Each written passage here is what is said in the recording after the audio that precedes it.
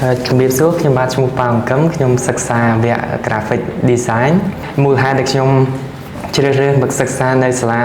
SC Academy ដោយសារខ្ញុំមើលឃើញថាសាលាមានផាសុកភាពនិងមានឧបករណ៍ប្រើប្រាស់ទំនើបសម្រាប់សិក្សានិស្សិតក្រោយខ្ញុំបានសិក្សារយៈពេលជិត2ខែខ្ញុំបានសិក្សាចេះនៅមេរៀន design ជាច្រើនដូចជាការធ្វើ poster ការធ្វើ logo ការធ្វើ billboard menu និង packaging ហើយសម្រាប់ការបង្រៀនរបស់លោកគ្រូគាត់មាន technique និងមានបទពិសោធន៍ច្រើនឆ្នាំដើម្បីធ្វើឲ្យយើងឆាប់ចេះ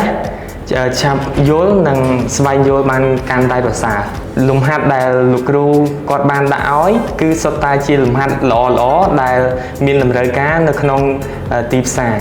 បន្ទាប់ពីខ្ញុំបានបញ្ចប់វគ្គសិក្សានេះខ្ញុំគិតថាខ្ញុំអាចមានសមត្ថភាពគ្រប់គ្រាន់ក្នុងការធ្វើ